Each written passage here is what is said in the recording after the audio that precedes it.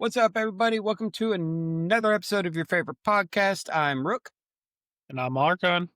and we are here to talk to you about everything nerdy. Today's episodes will be about another deep dive in the thought experiment variety, and it's how the view of gaming has changed throughout the decades and generations. When I'm talking about this, I'm talking about uh, what did your parents think about gaming when you're growing up versus what the general populace thinks about gaming now. For me and Archon, we're both middle aged. And so our parents had a completely different thought process on what gaming is to what most parents think about now. Well, I But mean, even as much as our own personal experiences of, I mhm. mean, like my view of gaming has changed a ton over the years. And Oh, I yeah, it's actually had a pretty good become one. conversation with a few friends yesterday morning about this very topic. So, Oh, yeah. yeah, It's a good topic too. You don't realize just how much has changed until you sit down and start talking about it. right. So let's do our normal. Everybody wants to know how we do. So how's your week been, man? It's been pretty good. I bought Borderlands as soon as it came out. I played it. It actually came out a little early, which is cool. I played it a little bit the day it came out, but then I shelved it for a little while because I've been pretty big into PoE and I wanted to keep going with what I was doing on there.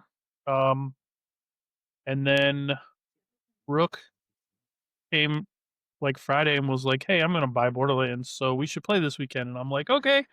So me and Rook did some playing of that this weekend, and we'll talk about that a little bit because we've had a pretty fun experience, other than Rook's computer being fun. So I'm having issues that it seems a lot of people are having with the game. Dude, I don't think it has anything to do with the game. I honestly think it either has to do with your connection or something along those lines because you were having issues when we played Dune together. You were having issues with So like every game we've played together recently, you've had issues, so the same issues Dune, with. So, the network dropping it dropping out of, let me rephrase that. The network error I keep getting, yes, that's probably my network, but the game just crashing out of nowhere. I think there's a lot of the reviews I've read have been negative reviews about the stability issues of the game and the performance issues of the game. I don't know. I have not had a single crash of the game. The only issue I've had since I started playing was the one that Rook and I had an issue where we were playing last night for several hours, having fun, doing lots of things. And then when we Mhm. logged in to play this morning, several of those hours just weren't there. Like we had gotten to level 10. Well, I was almost level 10 and he was almost level 11.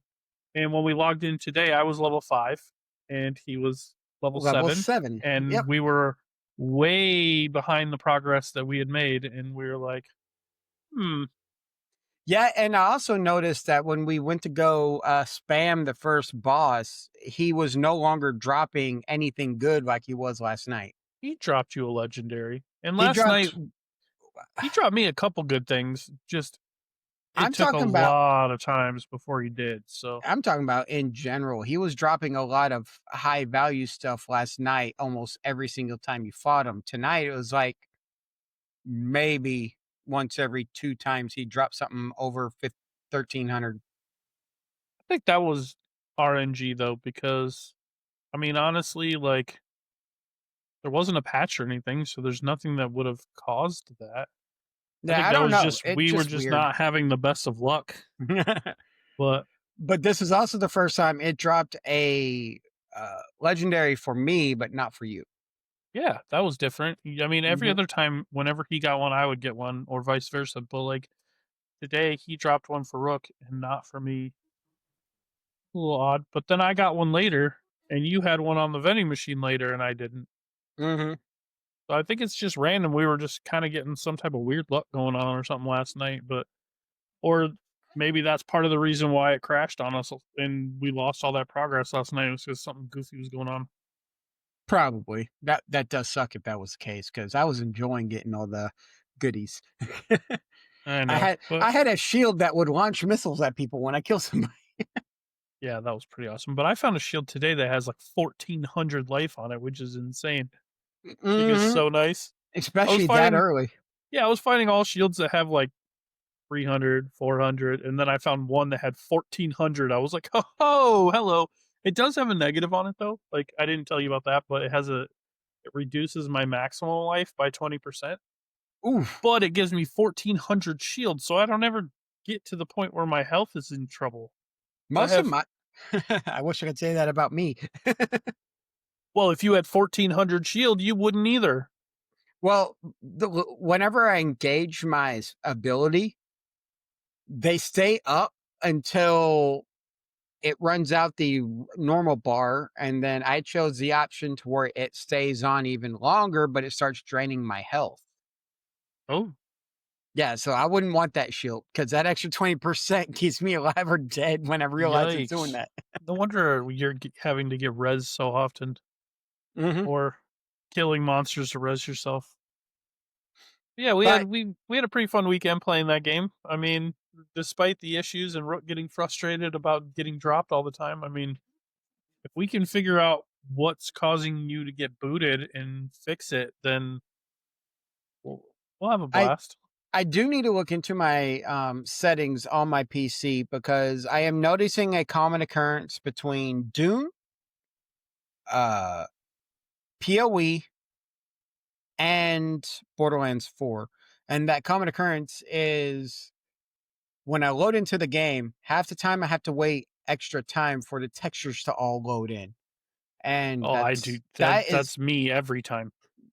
I don't know if it's Unreal Engine 5 for Dune and Borderlands 4 or what, because I don't have that issue on some of the older games, Well, only on the newer ones. I was having this issue that I could not fix. Now, bear in mind my computer is about 5 or 6 years old, and I've never once had to reformat it or anything like that, so it's bogged down pretty hard. But I was having this issue where any game I played, I remember talking to you about Dune doing this as well.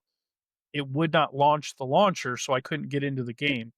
And I'd have to do Yeah, like a backdoor workaround where I went into the file, avoided the launcher, and launched the game through the file, the exe file in there directly into the game as the administrator. That was the only way I could get into the game.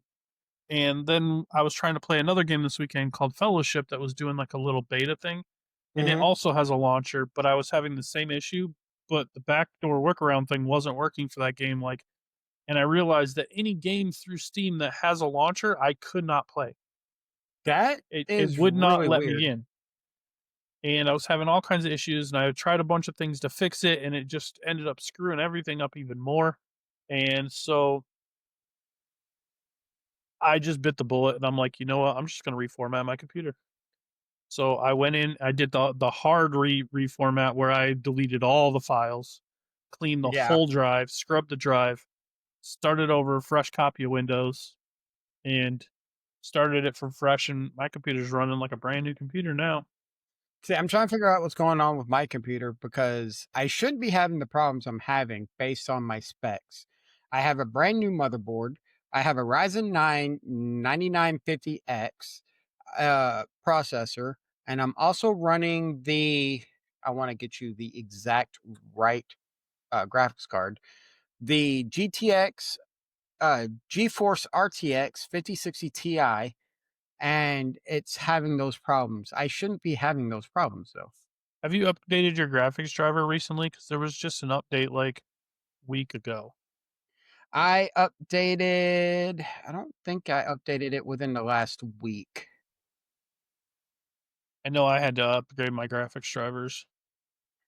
That might be my problem is I might have to upgrade, but it's Could have still that something to do with same it. issue. I'll look into it more, do a little bit more research, see if I can I figure it think out. yours might be partially network issues, though. Are you I, hardware or are you I'm hardwired Wi-Fi? in. I'm Hmm. hardwired in to the router, which is fiber optic wired in to the network. Hmm. So I need to contact AT&T and see if they put uh, if they slowed it down themselves or something. Yeah, if they're like throttling you. That's the word I was looking for. Yeah. Yeah, it could very well be. I don't know. But other than that, this week, while I was at work, I finished the first book in the Stormlight Archives by Brandon Sanderson. My stepson's been trying to get me to listen to this series for a while, and I finally, because of the nature of my job, I have more time and I can focus on it a little bit more while I'm driving. I was like, all right, I'll give it another shot because the book jumps around a lot. Mhm. And back when I was working at FedEx, like I made so many stops and I was getting in and out of the truck so much it was really hard to follow the jumps. But with this job, I mean, I only get out of my truck like 3 or 4 times a day, and I'm driving for like 6 hours, so it's like long stretches, so I have Mhm. more time to focus. And so finished the first book. It's pretty dang good. Like I've never had a book before where when I got near the end, I was like sitting there yelling at my speaker, like telling them, "Go do this! Like, what are you doing?" And like I was getting like so into it that I was like literally yelling at my radio. It was pretty. So I started the second book and like immediately and like 5 or 6 chapters in. But these books, man, every single one gets increasingly longer than the last one. And the second book is like 48 hours. The So last book in this series is like 68 hours long. that's really long It's novel. so long. The Bible is only like 80 hours. Like the entire Bible, which is like how many books in one? It like the entire Bible is only like 80 hours cover to cover, and this book is almost as long. The last book in the series. The whole True. 5 book series is like reading the Bible 5 times, basically, or four, like probably closer to 4 times. So long, but it's good. So I guess I'll be entertained. Are you not entertained? Oh yeah, I've been entertained. It's good. It's getting pretty wild. But yeah, That's that's good. been my week. How about Well, you? my week has been a lot of stress. The contracting company that is actually monitoring the cameras at my house in California that's getting repaired constantly is in the past couple of days been sending a message saying, "Oh, we got another one. Oh, we got another one." Of people just coming up to my house randomly to look inside the windows and look in the backyard. Luckily, he put a noise alarm on it. See what they can steal. Yeah. I gotta wonder if my neighbors around the house are starting to get frustrated because that is a very loud alarm. Yeah, that would be annoying. You know what you need to do is you need to go there, just fly out there, set the house up like the kid from Home Alone did, where whenever somebody comes by, it looks like there's a party going on with little trains making Mhm. cutouts go around in circles and like the whole nine. Like make it look like you're having a whole party every day, and then people won't mess around. Yeah, but I still have to get it to where it's clean enough for people to go inside, look at it, and either want to buy it or rent it. Dude, if they walked in that house and they saw that, they would want to buy Yeah. it immediately. They'd be like, "This is the coolest house I've ever seen." All the nostalgia would come back. Like Home Alone, instant We sell. want to buy the Boom. house as is, Yeah, 450. All right, deal. yeah. You can leave. You got to leave all the fun stuff. Yeah, but that's been a big stress of mine lately. Uh, been dealing with the VA. As many of y'all know, I'm a vet, so I've been dealing with the VA on getting certain things taken care of. That's easy-ish. But Ish. ish. But also gaming. I've been doing a little bit of everything. Mostly No Man's Sky when I've been on my computer. But like I said, me and Archon I've been playing Borderlands together and it's been fun. But like I said, if you go onto Metacritic, it has a general user score of 4.2 out of 10. Out Uh, of 10? yep. Are you sure that's out of 10 and not out of 5? No, it's out of 10 because you can rate it up to a 9 or a 10. Really? Huh, Yep. that's weird. It has 35% positive reviews and 57% negative and 8% mixed. I don't trust All reviews anymore. even the in the top reviews, even the one that was rated a 9. Now, granted, Borderlands ain't for everybody. So if you're looking for a game that's realistic in graphics and stuff, Borderlands ain't for you. No, it's So got a definite its own graphic style, that's for sure. yeah. This one says very good Borderlands, fun missions with a lot of laughter, which me and Archon find ourselves laughing at the Yeah, we've one been cracking up. liners. Uh, very beautiful and long content. The only thing that is frustrating is the stability of the performance on his PlayStation. And also, unstable 60 frames per second. But he likes it. But, and I was going through all these reviews on Metacritics, and that's the only issue people are having is performance. And if you're making a game if you're making a game and the current consoles are struggling to be stable on it, you need to go revisit it and see if you can fix it. Yeah, Which there's gotta be something yeah, something so that's causing it that's easily fixed, easily yeah. patched. Well, they're running Unreal 5, and Unreal 5 lately hasn't been a very stable platform from my understanding. Hmm. Um, but that is neither here nor there. I don't know. I don't. So far out of all of we're not that far into the game. We've done, like, the first, like, 2 missions and, like, some of the side missions and farmed the Mhm. first boss a lot. But so far, my favorite one-liner that I've come across was the one where he's like, "It's a left hand and a left foot, so he must be alright." Yeah, Huh. the game is actually, it's definitely Borderlands. Yeah, for sure, for sure. It is not Tiny Tina's Adventures, but it is Borderlands. 19's Wonderland is a game in itself, and that game is amazing, but so far, I'm enjoying it. I can't Mhm. give a full review or anything on it yet because I'm not very far into it. I'm only a couple hours in. Uh, but as we play it more over the weeks, I'll give you a little bit more. But I'm liking it so far. It's very Borderlands. It's very Destiny like. So if you're a fan of like Destiny 2, it's similar. Um, I like that you can play co-op. Like we've been having a blast with it. Mhm. It's one of the It's fun. it's it's become one of the best co-op games out there because it's designed for up to 4 people. Yeah. My favorite thing about the game is just all those one-liners. I love the game.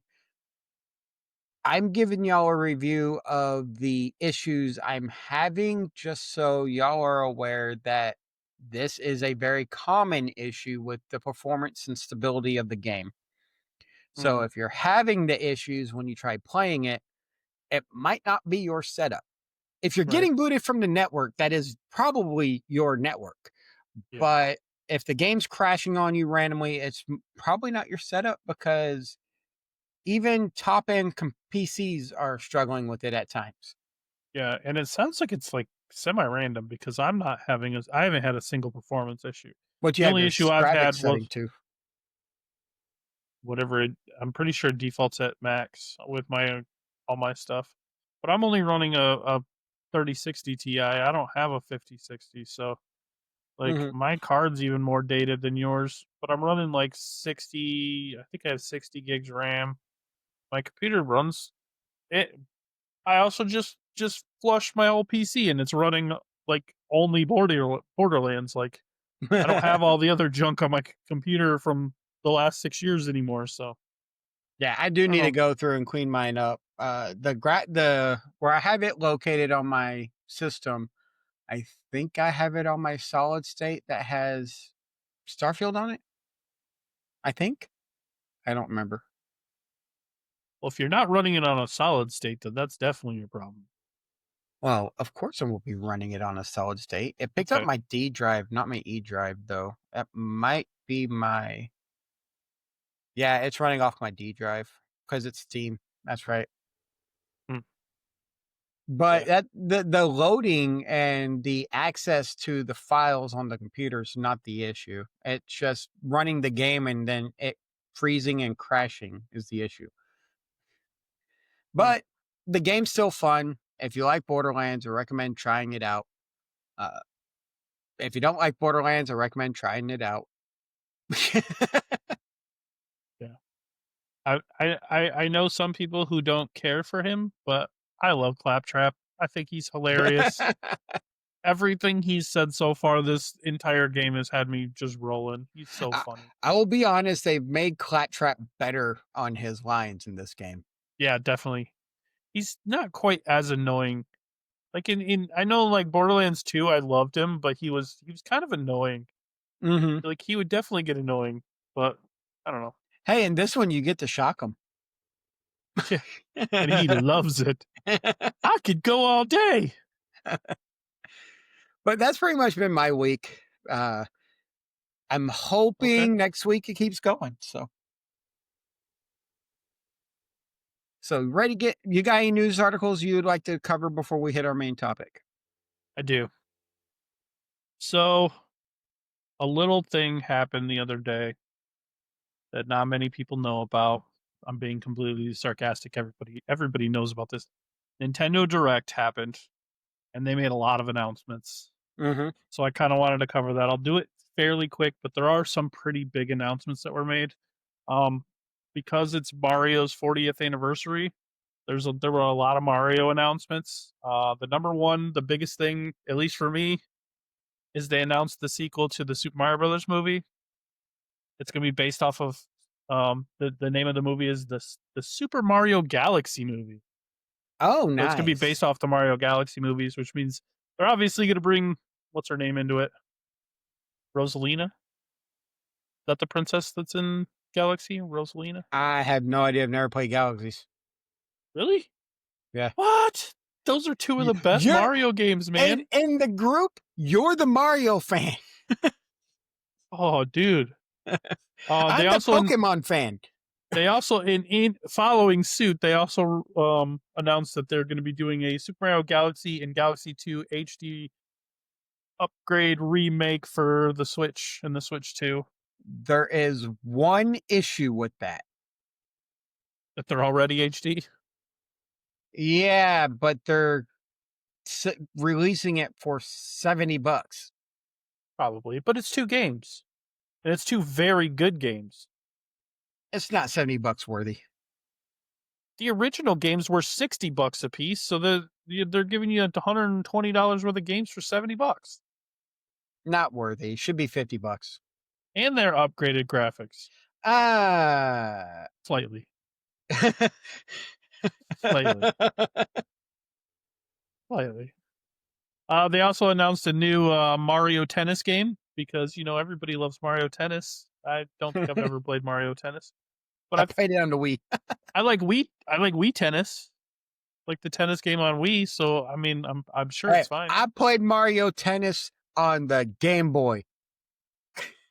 They also announced a Super Mario Bros. Wonder launch for the Switch 2 that's going to have some like bonus features and extra stuff on it, which I'm not surprised. I was actually kind of shocked that that game came out on the Switch to begin with and they didn't just wait and hold it to be a Switch 2 title, because every Mario or every Nintendo system always comes out with a new Mario title and that one didn't, which was kind of weird.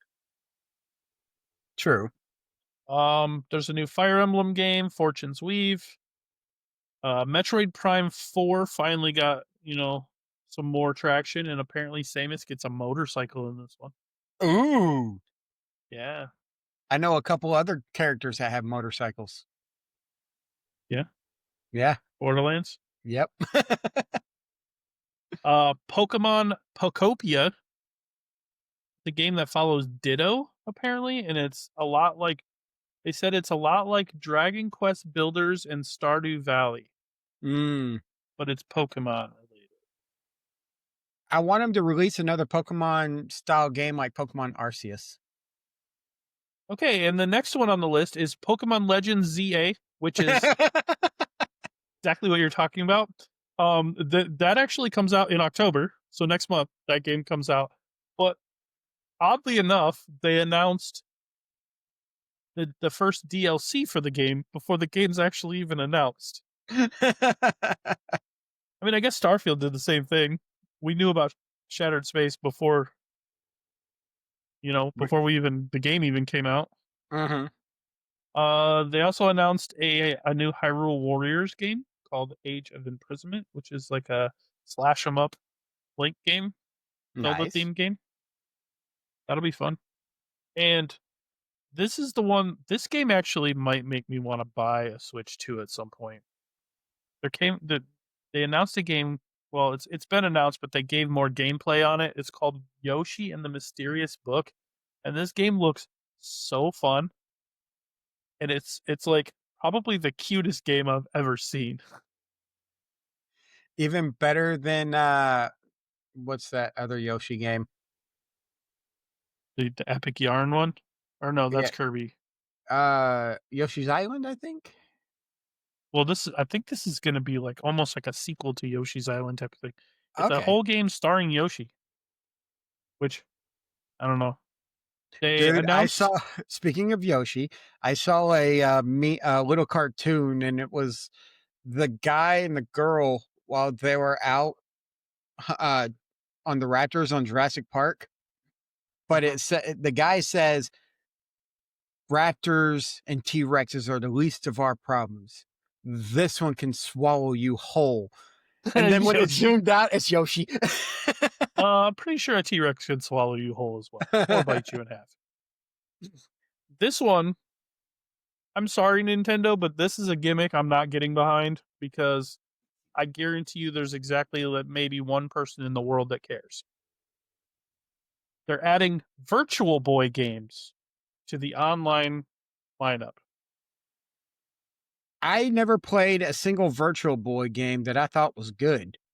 I used to have a Virtual Boy, and there was like a tennis game on there that I played, but the Virtual Boy was notorious for giving like those games giving people migraines. So I don't know if I want to that in my lineup. Like, and the graphics on those games are so bad. Like, Mhm. why? Who wanted that? The Who red said, and you know black what? is what bothered me. And like, why wasn't if they were gonna do this, why didn't they do this from the start? Because what every single Virtual Boy game probably takes up like one RAM, like one kilobyte of RAM, I should say. So the only downside to this is all of the things that they're doing, or they're releasing, the Nintendo, the Super Nintendo, N64, all that Mhm. are individual upgrades to your Nintendo account. So you have to pay extra for each one. Right, exactly. That one might come with the base that's like the Nintendo and Super Nintendo. Hmm. But yeah, if you want like the Sega or the Nintendo 64 or any of that, you got to pay extra. Hmm. They also announced a Resident Evil Requiem for Switch too. That actually looks kind of decent. There's been a few other games. There was a few other games that are like more minor games, like a Dynasty Warriors game. They announced Final Fantasy VII Remake is finally coming to the Switch too in Finally. January. Yeah, like and a DLC for Donkey Kong Bonanza. So there was quite a bit to it. They did announce quite a bit of things. Most of it was the Mario stuff. I don't know about you, but I'm pretty hyped for the movie because I love the first one. My son loves the first one. I've seen it so many times. That's the one It's, with Chris Pratt voicing the character, right? yep, Yeah, I and like all of that one. them It was they're all good. coming back. Yeah, they're all coming back. Nice. So Very it's just nice. a sequel, except now it's Galaxy. They're going to space.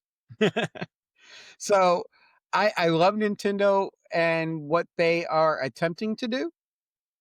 I do not like them in the lawsuit world because Yeah, they opened up a can of worms by filing a patent the way they filed it. So we'll see how it affects a lot of core mechanics on other games. But I am interested in the Pokemon game. I am interested in the Mario movie. Those are the two things I'm definitely looking forward to because I Oh love yeah, me too. Pokemon. I love And Mario Tennis, of my course. shiny Cubone. I mean Mario Tennis, man. And never been a huge fan of the Metroid Prime games, but this one does look kind of decent. And the That's true. Pokemon Stardew Valley game looks good too. Both Pokemon games look good. I loved Arceus, so if this Pokemon Legends is anything like Arceus was, then gonna love it. Agreed.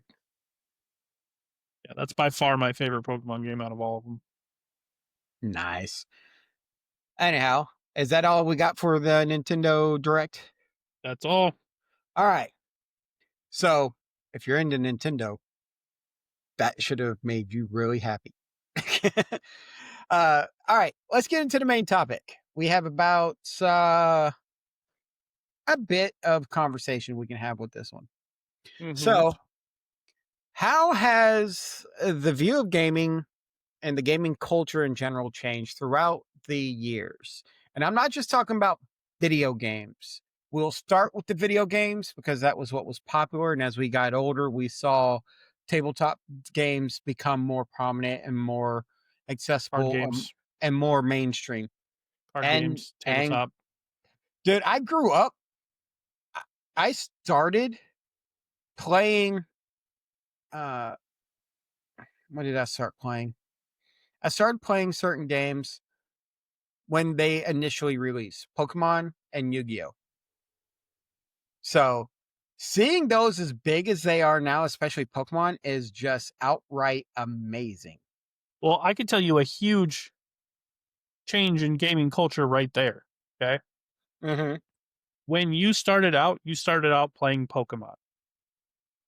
Nobody plays Pokemon anymore. They just buy the cards because they want to make money because the cards are worth money. I Nobody. see I have not once ever gone into a card store and seen people sitting there playing Pokemon. during the week I've gone into gaming stores and seen kids playing Pokemon. That's still widely played. Actually playing it. Yes. I've But never seen anybody usually playing it. I just see people fighting each other and like murdering each other to buy whole carts of the cards so that they could scalp them because they're worth ridiculous amounts of money for no reason at all. yeah, but I've seen people playing and there are some adults, but it's mostly kids that play the Pokemon game because it's a simple game to get into when it comes to trading card games. Magic, which I'm finally getting back into, is a beast within itself. Yeah, Magic is very highly played, but it's also the same thing. Like you should they did the pre-release the other day for the Spider-Man sets. Hmm. I went in because I wanted to get a couple packs. You should have seen how crazy it was.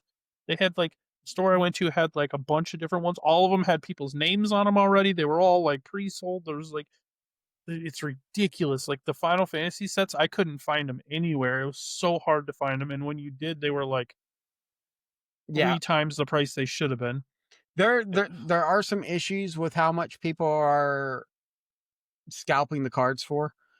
There It's are ridiculous. some basic cards or common, uncommon cards that are worth $10, but that's because people want them to use in their decks. Right. But there are cards that are ridiculously priced for no reason. Well, But the well, main reason for it is Magic went to this whole like collector booster packs now, mhm, and they started releasing in like a lot of their sets. They'll release like a serialized card that there's only 70 of in the world, and then suddenly that card becomes super valuable. And then if there's a super valuable card in the set, then the set's worth a ton, no matter mhm. what. Those cards are going to be worth a ton because you have a chance to pull a $70,000 card. It's like, Or in the case of Final Fantasy, $200,000 card. yeah, there are some. Yeah, Mhm. All right, so we'll focus on first video games because you video and I games are close first. to the same age. Uh, Shrinking it down to when we were kids, what did your parents think of the game when you played video games? Or did they let M- you play video My games? parents, my parents always thought video gaming was a waste of time. You're just wasting your time because they don't. understand. Although, like, I did mention before that there was one game I had on Nintendo, this game called Hogan's Alley that me and my dad used to play together, where we'd shoot the can in the Mhm. air. And that was, like, that was the one video game my dad would play with me, but other than that, like, they always thought that they didn't understand that the games had stories. They didn't understand that, like, all the mechanics and stuff behind it, and that, like, the things you could actually learn from video games. They just looked at it as you were wasting time in your room playing a video game.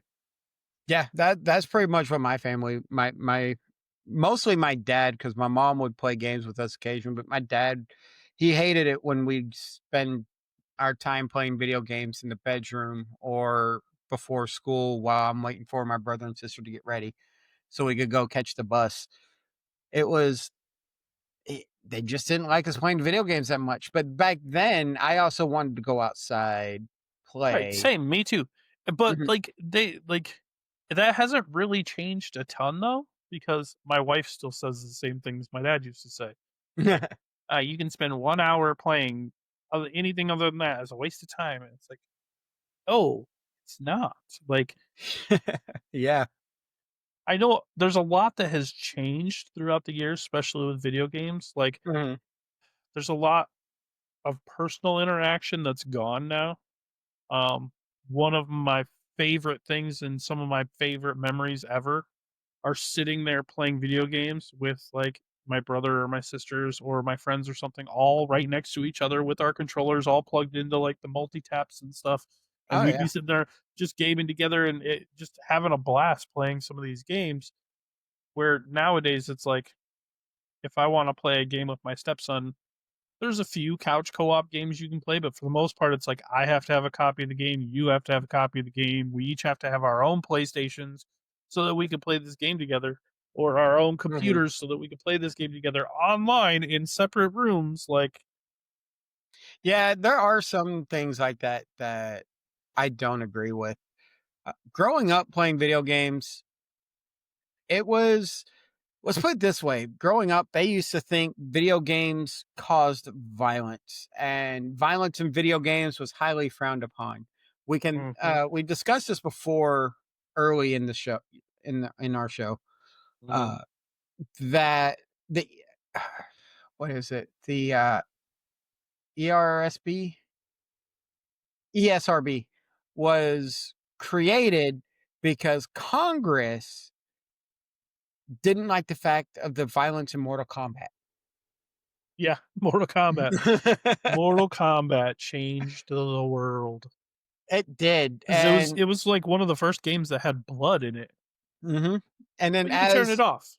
that was where you ran into the issue of parents saying too much time with video games is bad and all of this. It was a big culture against video games.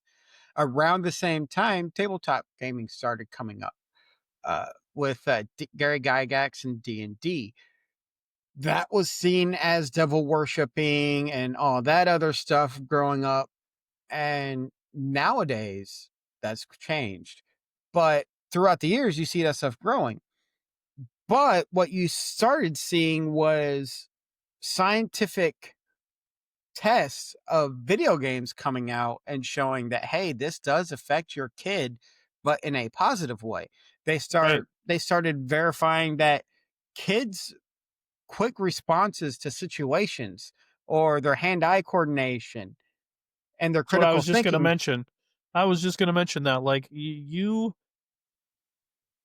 compare, like, a kid who's an avid video gamer, especially, like, we'll take a modern game, for instance, now, like Elden Ring or a Souls type game, Mhm. and you compare his hand-eye coordination to somebody who doesn't play video games at all, the gamer wins hands down. Like, you just it's you learn it. I mean, it's a learned skill. Like, your hand-eye coordination, your muscle memory, your retention, you know, for me, the biggest thing for me when I played EverQuest when I was a young kid, I went from being able to type, like, 30 words a minute, being able to type over 120 words a minute Mhm. because of EverQuest.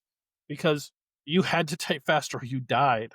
Like, you Yeah. just learned to type really fast, and you spent so much time chatting and interacting with people that you learned all these skills that parents didn't see it. Yeah. All they saw was that you were wasting time in your room, Yeah. and they didn't And see all the skills you were learning. if you take a kid who's played video games and actually played the difficult ones with the hard puzzles and stuff like that, Mhm. and you put somebody, an average adult in there, that kid's going to be able to, and it's a new game, neither of them has touched it before. That kid's going to figure out those puzzles a lot faster than the adult will, just because the kid's used to figuring out Yeah. solutions to complex problems. And because a lot of video games, the solution in a lot of the big budget games isn't just a quick, oh, I just got to hit this and that opens. It's, I got to do this, which leads to that, which will go to over here. And, or just understanding your environment in the game. Oh, yeah, especially, like, have you ever played any of the Myst series? Played once on the first one. Yeah. Those type of games, like, those games in particular, the entire game, or, like, there's a series called Seventh Guest where you're just locked in this hotel. Like, Hmm. those type of games, heck, even back to NES, the game Maniac Mansion. Oh, The yeah. whole entire game was you trying to solve, you find this item to do this, to do this, to do this, to unlock this door, to get this, to try and escape this mansion. And it's all problem solving skills, and those skills translate well. Yeah, they do. And you look at parents nowadays compared to when we were growing up. So our generation grew up as adults, and as we started having kids, we're like, yeah, go ahead, play the game, but also spend some time outside. We actually, our generation started pushing kids to actually want to play video games and be themselves and whatnot. So it's cool to actually see how it went from, ew, you're spending too much time inside playing this brain rotting thing, go Right. outside. And then now we're actually acknowledging with our generation and newer generations that this ain't brain rotting. It's actually good for your mental Right. self. Like, watching my 4-year-old Hmm. play video games is a trip for me, man. Because, like, I love watching him figure out these games. Like, I've talked, I don't know how many times on this show about him playing Astrobot and how he can beat that whole game. Yeah. The game's rated for kids 10 and older, but my 4-year-old can beat that whole game, and he started preschool this year doing phenomenal because he's Yeah. good at problem solving skills, he's good at remembering things, he's good at, putting 2 and 2 together, he's got really good hand-eye coordination, like, these are all things that he learned just from, watching his brother and then playing the game himself, and, like, I my wife doesn't like it when they play video games for a long time. I honestly don't care because I know the benefits of it, because I grew up with it and I understand the things that they're going to learn. Now we do have one of our kids actually, if he stares at screens for too long, he starts getting migraines. Hmm. And him we do have to limit, but even Makes he sense. is learning so much from playing some of these games. And, like, one of the biggest arguments I hear, especially, like, again from my wife, is that you should be outside playing with your friends. Why? Like, I get the exercise, okay, every kid needs exercise, and I agree Hmm. with that, but what's the difference, especially, like, in our situation, me and like, we had this conversation the other day about, like, what's the difference between me taking my kid and going out and throwing a ball with him, or me sitting down and spending a couple hours playing a game with my kid? I'm still spending time with my kid. We're still doing something together. We're Hmm. still enjoying something that we enjoy together. Or, like, for instance, with us, like, we can't just go hang out on the weekend and go Exactly. golfing together, or go out to the bar together, or go out and play magic together or anything. But we can sit down, get on Discord, Yep. and play a video game together and hang out and have fun with our friends who don't live next door to us. Yeah. Like, That is so true too. it's Now, it's huge. Now I can see the issue if we did live next door and instead of going out and playing a round of golf or going to the bar, we played a what's that series they like running around these days? Uh, Bar Simulator, or Power wash simulator. Instead of going and washing my car, I'm just gonna simulate it. Power wash. I know, right? So Lawnmower simulator. I'll get to the lawn later. I'm playing lawnmower simulator. why will you spend hours mowing the lawn in a video game but not real life? Because this one I don't have to exert my own energy. And cause listen, can you imagine when I do mow that lawn, how good it's gonna look? Because I'm so practiced and I know all the techniques on how to make it look so good. And then you get out there and it's all wavy. Yeah, it's just like lines. It's nothing special. It's just lines. But But no, there's a big change in culture that people who don't play video games are starting to understand it. Even as we get older, there's still adults from our generation that don't understand the benefits of playing video games. But at the same time, I also, now granted, I don't have kids, but I do understand that kids going outside and actually making physical connections with people is also important. That's why I well, yeah, also like schools. Um, but right. let them play their video games. Now, My on the other my side, kids spend like 8 hours a day at school interacting with other kids, playing with other kids, mhm, doing things. If they want to come home and play some video games, yeah, it's a good way I'm to not unwind. against it. Now, on the flip side, there's another form of media. You're not big into TTRPGs, but I am. And so I can speak So like a you lot talking on like this. Dungeons Dragons and stuff. Dungeon and Dragons and other tabletop kind of games. Warhammer, things like that. Yeah, Yeah. okay. So growing up, I didn't really get into D&D or really know much about it until my first command when I was in the Navy. I was going through my sea school and all that good stuff. So I started playing D&D in the early 2000s. The difference from then to now, not from 1980, but from 2003 to now, is massively different on how those are seen. It used to be, oh, you play this, you're a huge nerd, don't really want to talk to you, you're a geek, blah, blah, blah. I don't know if that's changed that much. Nowadays, I can go and find in less than a couple of minutes 5 different creators or message boards or anything Well, yeah. about tabletop games because Not hard to find like, podcasts about people who talk about nerdy things. I know, right? They're out there. I mean, they're They out are. there. They are. I mean, if you're listening to this, you probably found one. Yeah, pretty good chance. But it's changed so much from 2000 to now. Yeah, they still call us geeks and stuff, but my coworkers know me and another one of the guys. We play D&D and stuff like that, and they're cool with it. They don't joke about it. They'll ask questions when we're talking, and then they might make a comment like "nerd" jokingly, Yeah. Well, see, but here's the thing though. If you're in school, you're a mega nerd. Like you're the kid who sits in the corner of the hallway if you play D&D.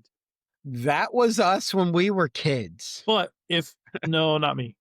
I well, but well, if you are like a D&D player or a Magic player or something like that and you're an adult, that's totally different. The stigma is way different when you're older. I don't know. Like I know kids who play.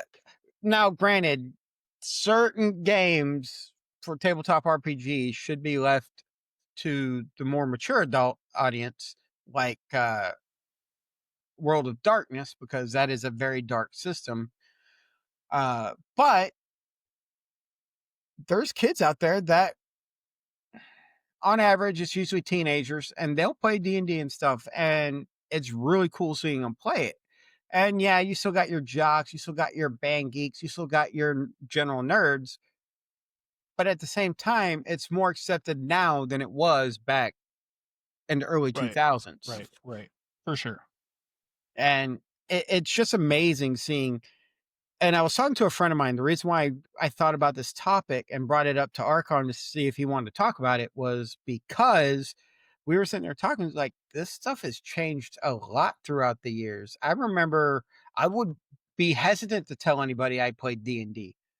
Now I can go up to a group of people and yeah, they'll ask me what I like to do, and I'll do say off my more expected stuff of taking my truck off-roading, hiking with my dog, stuff like that.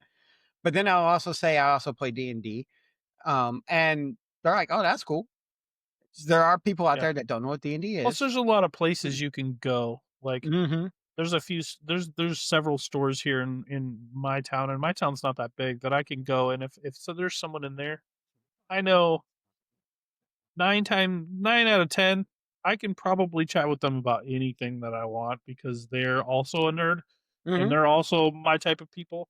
And I don't know, it's cool. Like, I mean, I have a buddy who I play Magic with all the time. That like, well, recently we've played a lot more, but he's like a 5-star chef and he plays Magic the Gathering. I mean, like, ain't no shame in our game, man.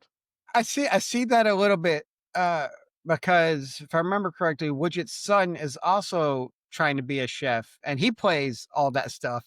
Hmm. But it's Yeah, a lot of people don't understand. It's a good way, and I wish I could have explained it to my family growing up, that playing video games or tabletop RPGs is a good way to escape reality of a situation that you might be in.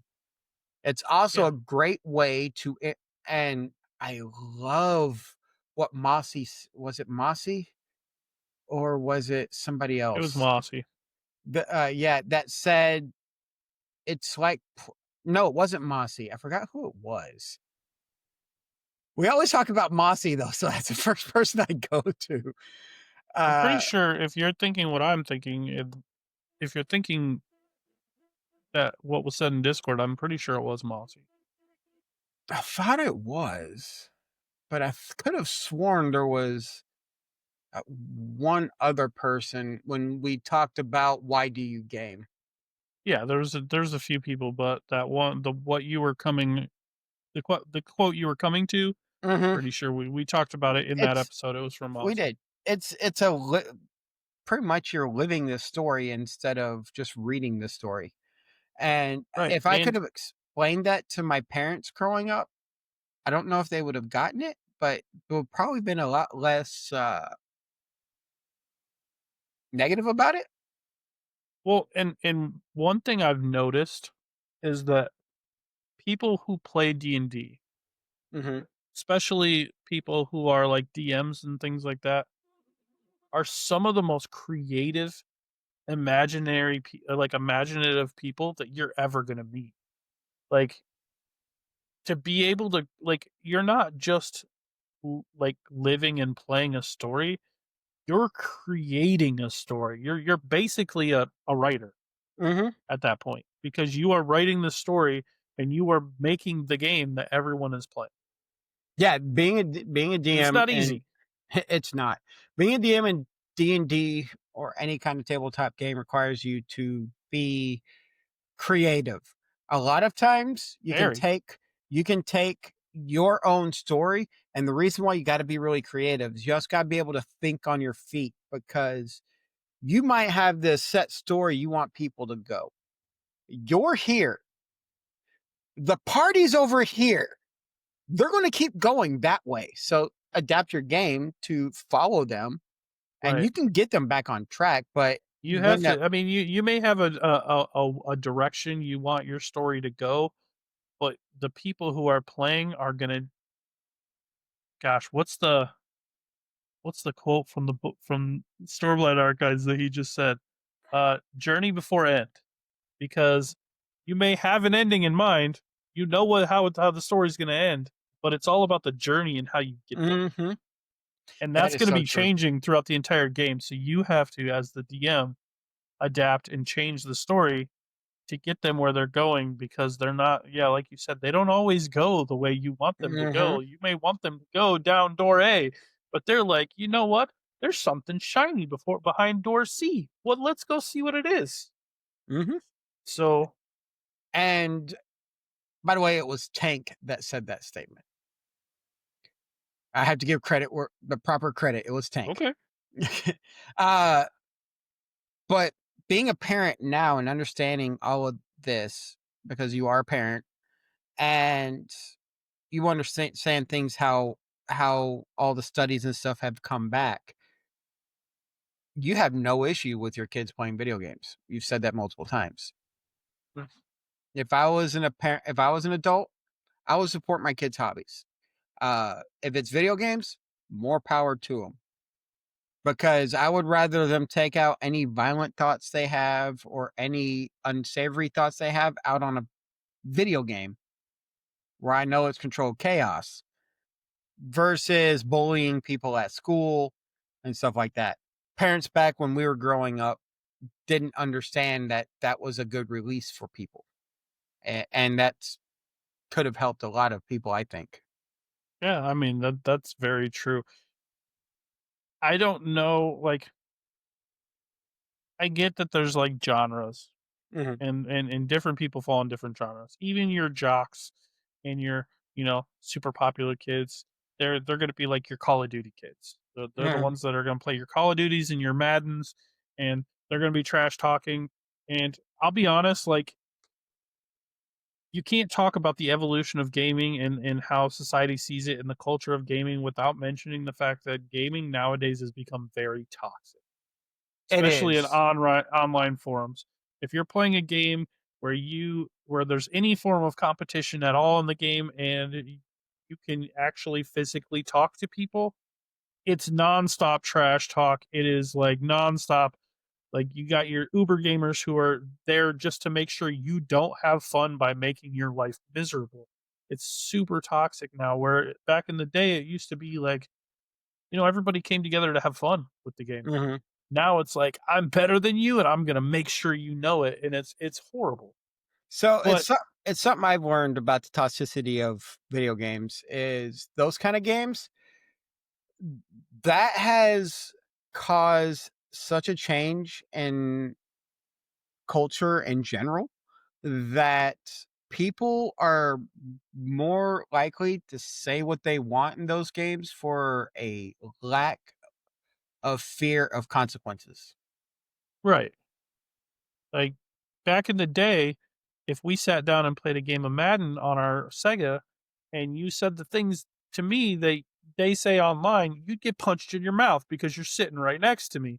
But you can't And our now, it doesn't parents matter. Yeah, it doesn't matter. You could have a little 6-year-old telling me, right where I can stick it, and it doesn't matter because they're on the internet. And Mhm. so It the does culture has gotten breed a very rotten in games lately. it And has. Now there are a lot of games out there where just like you have Call of Duty, all your competitive Call of Duties and stuff like that. Elite Dangerous has its gankers and stuff like that, but there's also communities around playing together and having fun.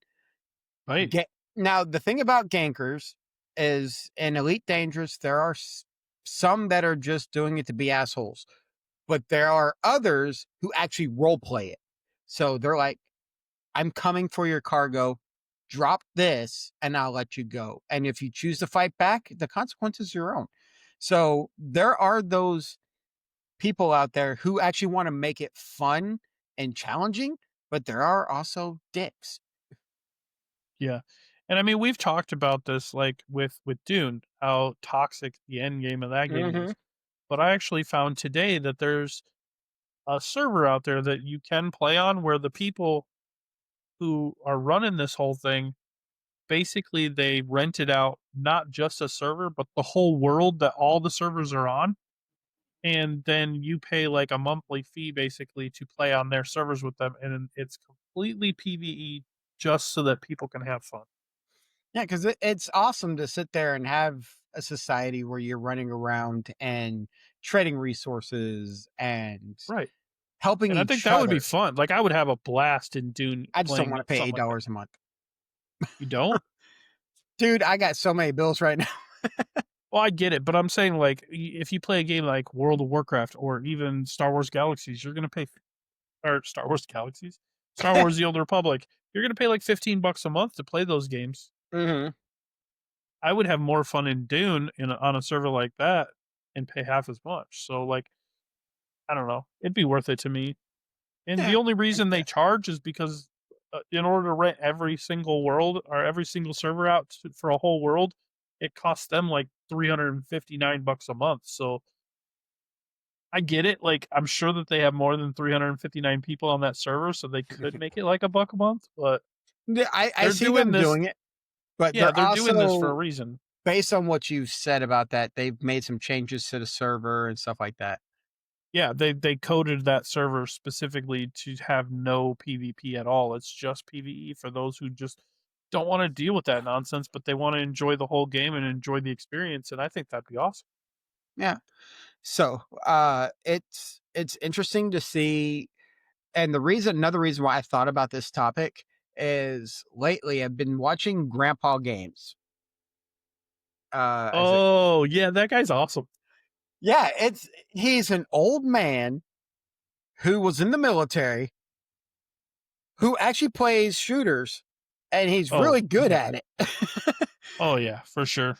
Now, he trash talks, but he explains what you did wrong if you ask him, which is awesome. Yeah, it's kind of cool because another group I play a lot of games and stuff with, they're all either military or retired military Mhm. at this point, and, like, every now and then I'll be in that Discord and I'll be talking to them and stuff, and we'll be playing, like, PoE or something, and then a group of them will jump on Battlefield, and I'll listen to them talking to each other as they're playing Battlefield, and they're, like, giving each other, like, military directions and, like, you know, come, Sector 4, Bravo team, it's like, these guys are, like, so organized and so I was like, "I feel bad for whoever they're playing, like, because 'cause they're probably just wrecking house."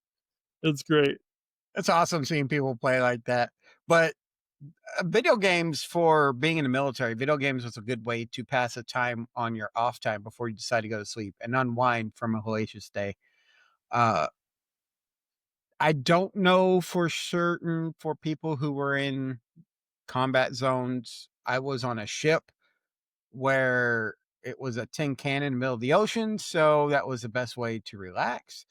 But Right, I've heard people say that those games help them get through some stuff, right. and so culture has massively changed on how we view video Right. games these days versus how video games were viewed when we were growing up.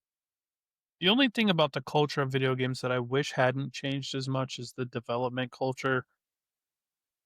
I miss the way things used to be. I miss being able to go to the store and buy a complete game and own that game and it's mine forever. Um, Mhm. and nowadays it's a lot more greed based, which kind of sucks. It's like, oh, we're gonna sell you this game for $70, but you have to download it and you only own the rights to play the game. And if we ever decide we don't want you to play it anymore, we could just turn it off. And it's like, I That's that is don't like true. that end of the culture of I like, don't like how publishers are rushing, um, and yeah, yes, this is a same, direct shot at EA Games. I do not like how EA Games, and other publishers like them rush the developers to make a game below their own standards right? just because they want to get it out on a certain time and release it and not release a good game because they're going to spend a ton of money in the advertisement, and if the game's not out when they say it's going to be out, then they're out that money. Right. And now and like we went from like, getting good solid games to like, oh, I'm just gonna make another one of this game every year and change two things and then charge you $70 for it. Or Like in the case we talked about with Nintendo earlier, it's like, well, we really don't have anything to release right now, so we're just gonna release a remake, a Mhm. remaster of our game that came out 5 years ago, and we're gonna charge you for it again. But you can Yeah. play it on the new system now, and it's like, See, "Whoa." that's also a part of culture that has changed. Video games are now advertised on TV a lot. Back in the day, seeing an advertisement on TV was Yeah, unheard of. wild.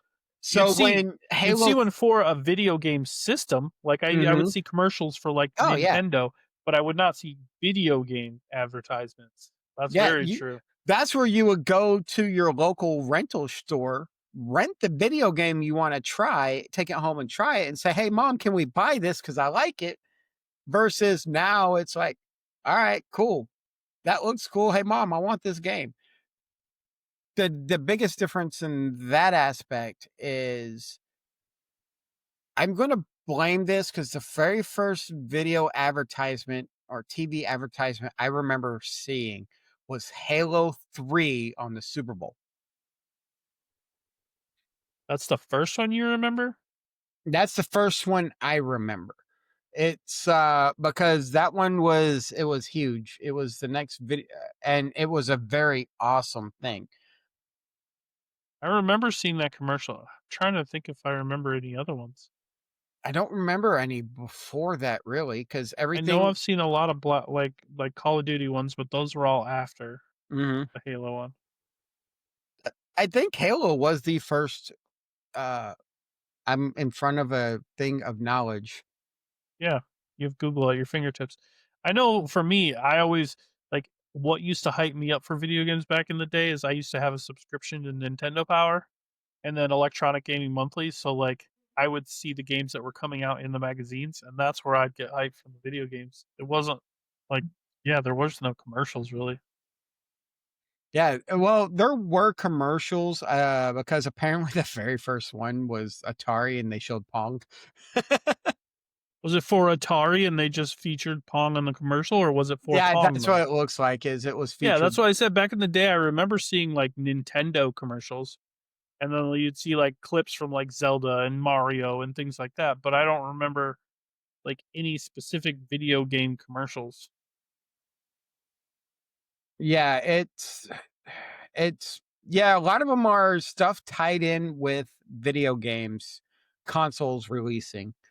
Uh, I think now don't quote us because I could be massively wrong on this, but I do think Halo 3 ad during the Super Bowl was the very first directly about a video game ad that I can remember.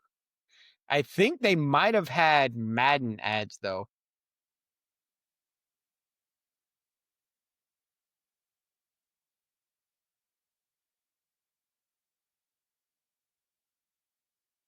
Yeah, see, it's not giving me what I want. Yeah, John Madden's football was the first actual TV ad for EA Sports. So there were some out there, but the one I remember was Halo 3.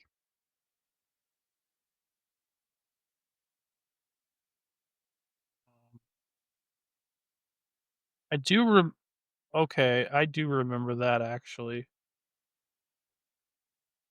I remember a commercial for I believe it was GoldenEye on the Nintendo 64. I remember it was like the James Bond movie, and then it like morphed into like the 64 graphics version of it, and then walking through the hallways and stuff and shooting Mm. you. I remember that commercial for GoldenEye. So that is one that I do remember now that I somebody says something. But they But weren't as prominent as they are now. right, right. Now it's like you see them all the time. Mhm. You just I see them more when I'm streaming than I do on TV because I don't watch a lot of modern TV. I watch Yeah, more most people streaming. don't. Yeah, that's another huge change in culture is that most people don't even have TV anymore. They just have like 15 different streaming services. But yeah, gaming culture has changed a lot because you can't get demos anymore. Right? I remember playing demos because it was a taste on would do you like this game? No, I don't like the demo. All Yeah, right, I'm like not gonna get the game. the PlayStation demo discs. I remember Mhm. those. I I remember them miss they were on those. PS2 too. Mhm. No, that's not true. There are still demos. I don't really see them that often. Yeah, if you go on PlayStation Network, you can play demos of games on PlayStation Network. There's Yeah, but several, it's especially like newer games that are coming out, you can play demos of them. Like you could download the demo and play it for like they give you like 3 hours or something like that that you're allowed to be logged into it and playing it. yeah, yeah, but I miss the dedicated demos you could go out and get sent in a magazine, you know? Yeah. Yeah, that dude, I do remember Electronics Gaming Monthly. We every now and then I'd get a little demo CD and there'd be Yeah, games on it to try. there were all let's here's that one. Nintendo Power came out with demos for the what system was it? The GameCube, their little demo disc. I think they had one. I know PlayStation had one almost all the PlayStation time. had tons. Yeah, that's where I first played Cool Borders 3, man. Oh, Cool Borders. I wrecked that demo until I finally convinced my mom to let me get that the whole game. But that's something that's changed. It's you don't even see the gaming magazines anymore. Yeah, Gamer, they like Game Informer and all those like are all digital now. Like you they're don't all get a physical digital copy if they anymore. still make them. I know. You can still get you can still have a digital subscription. They just don't make the physical copies of it anymore. Yeah, I'm talking about like Nintendo Power and all them. If you Yeah, can that still, one's not because around that's anymore. not being able to call up the Nintendo help desk to get help on video games, and the Yep. people on the other line actually knowing what you're talking about. You still have that. It's just it's called YouTube now. Yeah, it's YouTube. You go to YouTube, you type in how do I get past this part, and then it shows you a video of how to do it. Yeah. You don't even have to get talked through it anymore. It's just a video now. Hmm. Never thought of that. Yeah, But yeah, it's there's all sorts of cool stuff like that that's no longer in video games or the culture. Uh, yeah. The biggest thing, like when I like I said, I was having a conversation with a friend of mine the other day, and the biggest thing I miss of the way the culture has changed is back in the day when I was a kid. Back in the day when I was young, I'm not a kid anymore. Some days I said, "Wish I was a kid again." Got to quote again, got to quote that song. But uh, you would get a game, you would sit down and you'd play that game, and you'd play it for a year or two until an expansion came out or something like that came out. But you'd sit there and you'd play those games and you'd be happy with them. hmm Nowadays, especially with this other friend group, and I was making fun of them for it, is like they change games like they change their socks. Like Oh yeah. you you can't stick with the game for more than a week, and then they're like, "Yeah, I'm bored of this one. Let's go play another game." Oh, they haven't released new content for this yet. Let's go play another game. The game came out 2 weeks ago. What do you mean they haven't released new content? Of course they haven't released new content yet. Game just came out. Like, Yeah, that is a big change that's happened in video games. Is I can stick with a game for I have like 5 games I will cycle through if I get bored, but I still play them on a regular. same. Your friend group? Dude, they're playing new, I will sample a lot of games. Like I'll play a lot of games because I like to talk about them here on the show, and I like to tell people, hey, I've tried this game. It was kind of cool. You should check it out. Or, this game probably should avoid it. Things Mhm. like that. Especially the big titles like Dune and things like that. So like I do that as well, but I don't do it as a ADD thing as much as some people do. I do it more as a like I do it for a purpose. But, like, I will sit there and play a game until I beat it. Like, some of these people are like, "Oh, well, I'm, like, 2/3 of the way through the game, but I'm bored, and I'm gonna switch to another game now. I'm Mhm. gonna switch to another game now." And it's partially because instead of good games coming out, 1 or 2 or 3 a year, it's like every month you got, like, 18 games coming out. So you Mhm. got so much to choose from that you're just like, oh well, I'm bored, so I'm going to play this now, and I'm going to play this now, and then oh, next week this comes out, and oh, this game comes out in 2 weeks, so I'm just going to play this game until then. It's like, Yeah, it's ridiculous on how much games are coming out on a regular basis. But then again, I don't know how many games are coming out every month or two in the Super Nintendo era because I never heard about games in development because I well, didn't yeah, have access to the magazines that talked I about had them. Nintendo Power, but like it wasn't that much. It wasn't near as much because back then there was like 3 or 4 developers, Mhm. and they couldn't work on 20 games at a time because they didn't have the resources. Nowadays, it's like there's like 500 billion developer. Like everybody's a developer now. And then there's all the indie titles, and then there's this, and there's that, and it's like Sad getting games left and right. sad part is I've seen better indie AAA titles than I have So have I. You know why? mainstream because they Because actually they care. care. Yeah, they care. Yeah, it's ridiculous. When a company like EA puts out a game, they're just like, okay, we're gonna make money. Let's just throw it out there. But when an indie developer, somebody like gosh, can't names the slipping me now, but the company who made Expedition 33, Mhm. like you can tell that they really wanted to make a great game because they did. They made a phenomenal game Yeah, it's a because very that was simple. their focus. Yeah, it's a very simple fact. They have to make a great game because they're investing a lot of resources and they don't have the powerhouse publisher backing them. I think publishers should keep their hands out of developers and let the developer make the game. The publisher just take a cut of the profits when they release it. They should stay out of the video game developing industry because I think that BioWare could go back into making a very good game again if EA wasn't up their asses.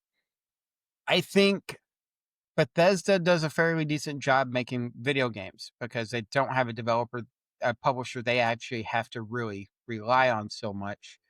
Yeah, you got Microsoft. I Microsoft's was a little gonna bit say more. that was until they got bought out by Microsoft, and now Yeah, they're just like, oh, let's push out games because without Microsoft telling wants us anybody. to. Because Microsoft wants us to, so let's push out games. Yeah, or Activision pushing out games all the time. Again, owned by Microsoft. Now, yeah, but no, they were doing that before Microsoft acquired them. How many Call of Duties are there right now? How many Call of Duty Black Ops are there right now? There's so many Call of Duty games out now that they have to like, they have like a rotating developer list of who gets to make it this year. Mm-hmm. That's ridiculous. There's 3 EA different developers that make Call of Duty games, and it's like, all right, whose turn is it this year? EA Sports releasing a new game every single year, and all right, we've tried changing this in this really short amount of time. Have fun. Instead of coming back out and saying, "Oh, we're not releasing a game this year. We're just going to give you the updated Hey, rosters for the new season." you know how much money they can make on the Madden series if they just instead of spending all the time and resources to make a new Madden game every year, they just gave you a DLC upgraded roster for $20. Problem with All they that, would have to do is update the roster. problem with that is people can make their own draft classes in the game. That's the reason why they do that. But if they really focused on making a good NFL game and actually took the time to develop it and just released new draft classes every year until the new game was released, I would be okay with that. But the fact they come out every single year and release a new game every single year, and it's pretty much the same game with a minor tweak here or there, it's a boring. I don't play Madden that much Yeah, anymore. In fact, I'm playing Madden 2008. yeah. But you need to buy this $70 game because we changed the way that you can spin now. It's more responsive now. So Hey, 70 bucks. my favorite thing was tackling people watching the ambulance come onto the field and knock the person over. Dude. But no, this is how much video games have changed. Publishers have become extremely greedy. Developers are being overtasked compared to back in the day when publishers had time to make a game. Yeah, you still had your time crunches because they still need to make money, but maybe it's just a change in the times and the actual process of developing a game. I don't know, because there's some 16, 32, 64-bit games that are better than the games that are out now. Dude, and games are gonna come out even faster now with AI and stuff because they've already showed that AI can write a solid game and, like, pretty much develop most of the game by itself in, like, a week. Yeah, and that bothers me. But that's for another episode. But yeah, so we are Yep, yep, see what happens when we get into a topic we really love. yeah. Passion, man, passion. Could feel the Passion. passion. Oh yeah. All right, guys. So if you're watching this on YouTube, please don't forget to like, share, um, Subscribe, subscribe. That's what I'm thinking of. Like, definitely. subscribe, hit that bell to get notified when we release another episode. I am looking into possibly starting up some what's that YouTube shorts? YouTube shorts. Wow, that Yeah, happened. That yeah, happened. that happened. Uh, so look forward to those. I'll let you know when we start doing those. Uh, hit us up on our Discord. We love talking to everybody. Discord's our place to be if you want to chat with us. What's our Discord? Discord.gg/raw podcast. If you want to talk to us about any kind of thing business related and you don't want to talk to us on Discord, you can hit us up on our email. That one's what? Podcast Raw? Yep. See, we do this every week, and you'd think I'd know it. It's podcastraw@gmail.com. And we have a Facebook. Yep, that's all. We have all the socials, but honestly, we give them to you guys every week, but really the way to get a hold of us is Discord. Yes, I our can't stress Discord. it enough. Go to our Discord. And you don't even Just have to message be. us on Discord because we are gonna be there and we're on there all the time, especially when we're gaming Hey, and when we're not, it notifies our phones. So like, and us giving you our Discord proves that it's not locked behind a paywall. So just jump in; it's free. right, jump in, join the conversation. We have, Mhm. hundreds of people in there talking every day, just enjoying nerdy things. You can see the sweet new live wallpaper I put on my desktop because I posted it because it was awesome. Like, we just share things. So get on there. Hang out with us. It's awesome. I do like that Boba Fett truck, though. Oh, for what? The Boba Fett truck under nerdy pictures. Oh yeah. All right, so that's our show for today. We went long because we really enjoyed the conversation we were having. Yep. Uh, so y'all stay nerdy and stay safe and have a great week. We'll see you guys next week.